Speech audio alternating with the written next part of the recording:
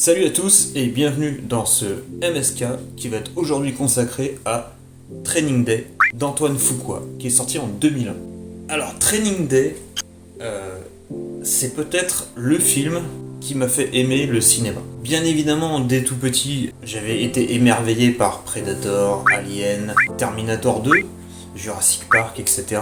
Mais j'ai vu ça en étant petit. Et Training Day, je l'ai loupé au cinéma, mais j'avais vu l'affiche et j'avais eu tout de suite envie de le voir. Je l'ai vu du coup à sa sortie en DVD. En 2002, je devais avoir 16 ans. Et ça a été une claque monumentale. Non seulement en termes d'ambiance, mais aussi en termes de jeu d'acteur. Je connaissais très mal à l'époque Denzel Washington. Je savais qu'il faisait des rôles plus ou moins de mecs sympas. Mais alors là, on a un Denzel qui envoie du steak, comme on dit. Il a accessoirement gagné l'Oscar du meilleur acteur pour ce film, et c'est amplement mérité. C'est vraiment amplement mérité parce qu'il nous campe un personnage qui, au départ, nous semble, bien qu'un peu bourru, semble avoir un bon fond quand même. Et plus le film avance, et plus on se rend compte que c'est un salopard de première. Et il le joue avec une justesse, une crédibilité. Le type est un manipulateur pendant tout le film. Et c'est quelqu'un qui adore le pouvoir. Il adore manipuler les gens et sentir qu'il a une emprise sur eux. Et c'est ça qui est génial pendant tout le film, c'est qu'on va voir son plan se mettre à exécution. Et le petit nouveau de l'équipe qu'il rejoint, qui est campé par Ethan Hawke, Jake Hoyt, lui qui a des rêves plein les yeux et plein la tête, il va vite déchanter quand il va se retrouver avec ce type-là pour sa première journée d'entraînement. Et la scène qui les oppose pour leur première rencontre, je trouve qu'elle est absolument géniale. C'est parti.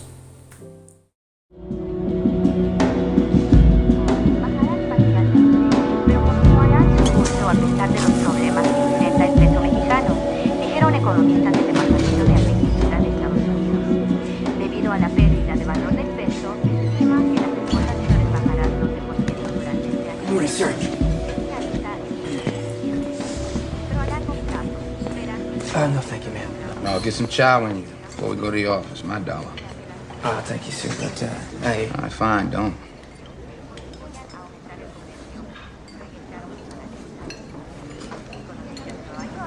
it's nice here. May I read my paper? I'm sorry, sir. Thank you.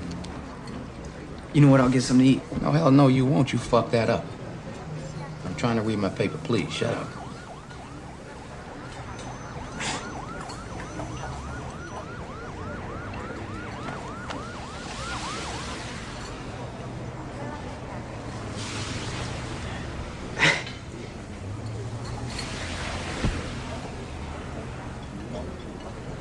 I sure wouldn't mind not roasting a hot black and white all summer.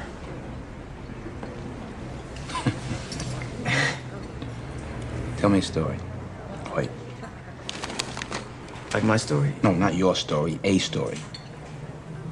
Since you can't keep your mouth shut long enough for me to read my paper, tell me a story. I don't think I know any stories. You don't know any stories? No. All right, I'll tell you a story. This is a newspaper, right? It's 90% bullshit, but it's entertaining. That's why I read it, because it entertains me. You won't let me read it. So you entertain me with your bullshit. Tell me a story right now. Go. Well, there was a DUI stop. A DUI stop. Wow, let me load up my guns. A DUI? Oh, shit. Listen, all right, it's good. We were on mid-watch. Me and Debbie. Who's Debbie? I'm sorry, Debbie Maxwell, my training officer. You got a female training officer? Yes, sir. Ah, okay.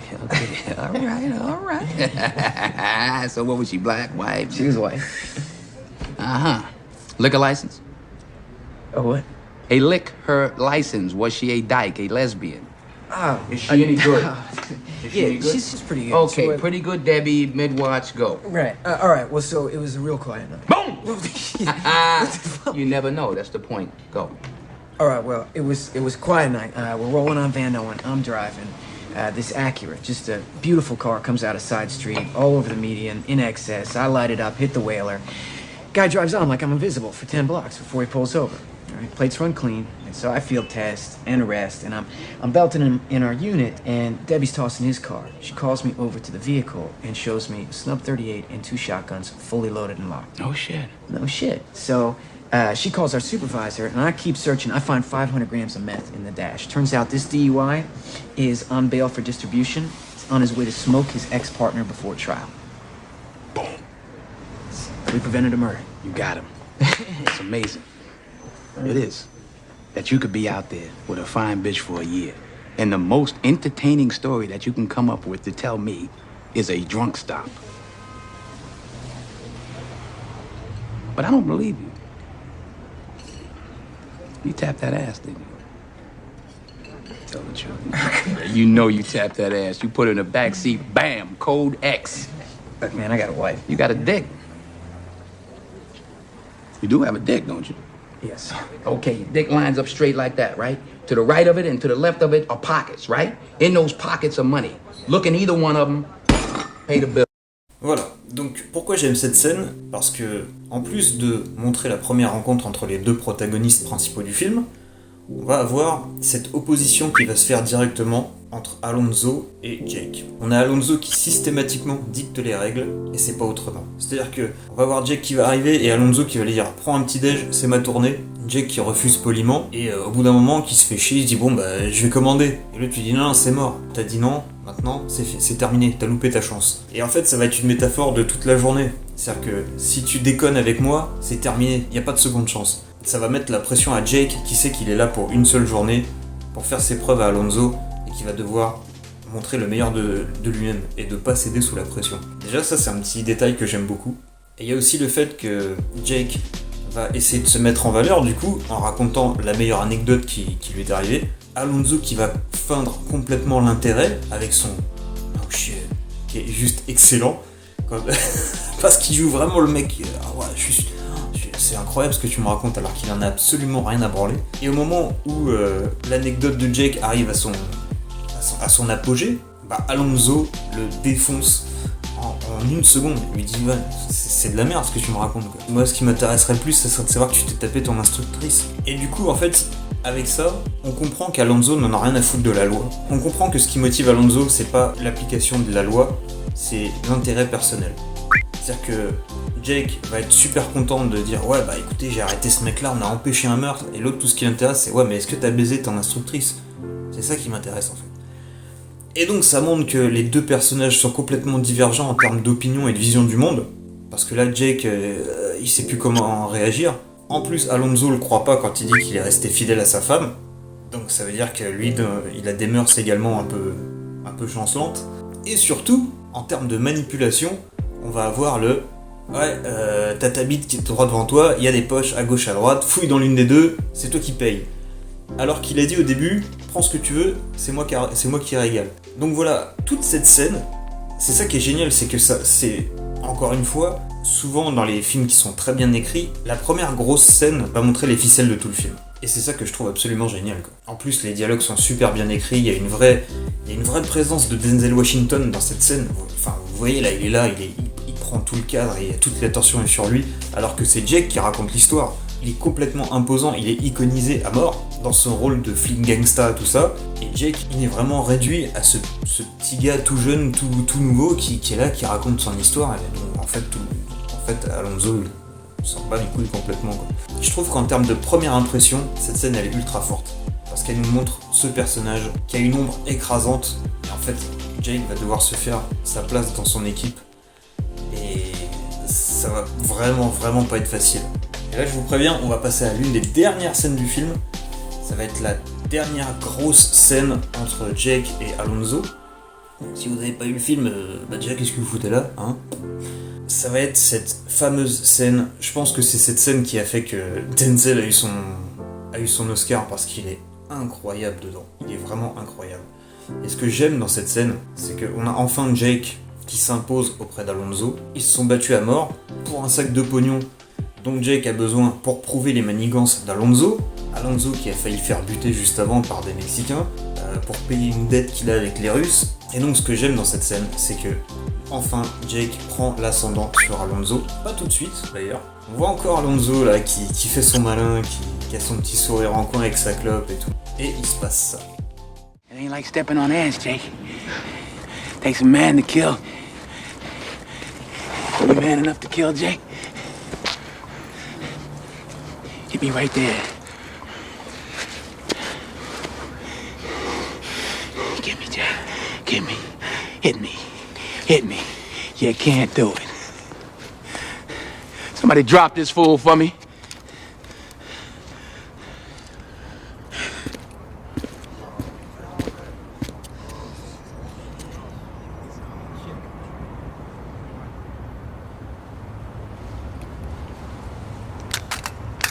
You got us twisted, homie. You gotta put your own work in around here.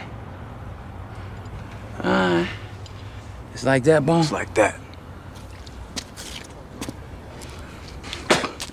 Player to player, pimp to pimp.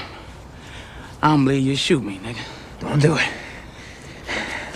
Don't do it. I don't believe he got it in you, Jake. Shit.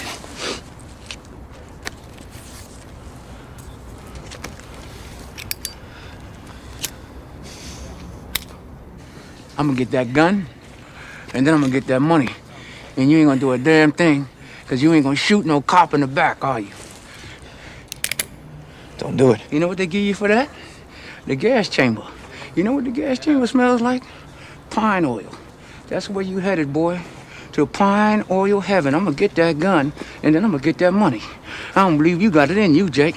I'm gonna go get it right now. Oh, shit! Ah, you motherfucker! The next one will kill you. Oh, son of a bitch! You shot me in the ass. Okay, wait. Okay. All right, look. Well, Jake, I need the money. Give me the money, Jake. Give me the money, please, Jake. Give me that money! It's not gonna happen. What you gonna do? You gonna jack me now? You gonna take my own money from me, huh? I told you that's my evidence. You wanna go to jail, you wanna go home. I wanna go home, Jake. Come on. Give me the money and let me go home. Yeah. You wanna go home? Yeah, let me go home, Jake. Come on, give me the money and let me go home. Give me the money and let me go home. Let me go home, Jake. That's right. Come on, Jake. You don't deserve this. Okay, you motherfucker.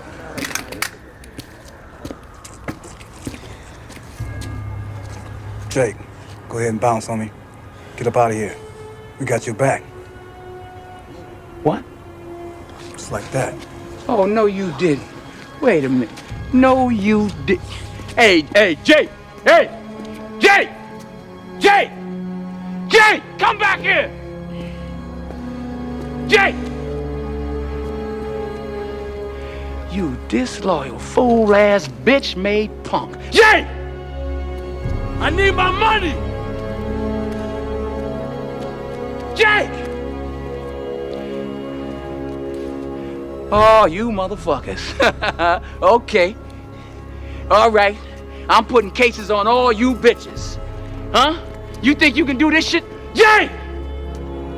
You think you can do this to me?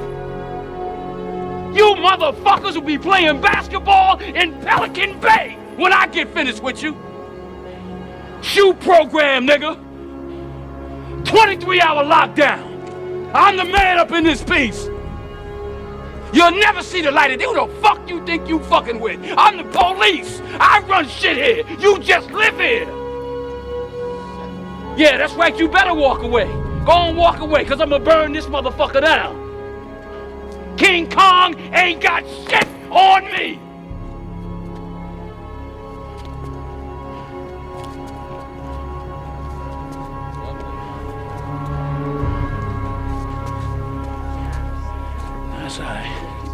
That's all right. Shit, I don't fuck. I'm winning anyway. I'm winning. I'm winning any motherfucking way. I can't lose. Shit, you can shoot me, but you can't kill me. Yeah. Oh, what a day. What a motherfucking day.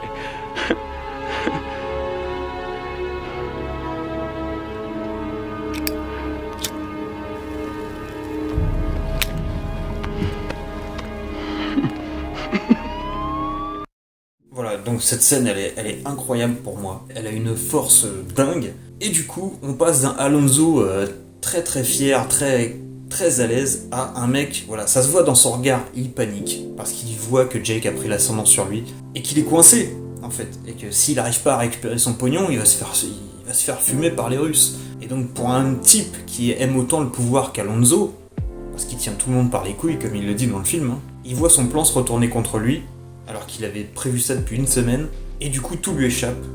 Juste à la fin, à cause de l'imprévu de son plan, la personnalité du petit gars à qui il allait faire porter le chapeau de tous les événements du jour. Et cette scène, elle est d'une force incroyable. On a Alonso qui montre enfin une vraie vulnérabilité, parce que jusque-là, il y a des petits moments où il semble un peu humain, où il a les yeux un peu mouillés, mais pour moi, il manipule clairement Jake pendant tout le film.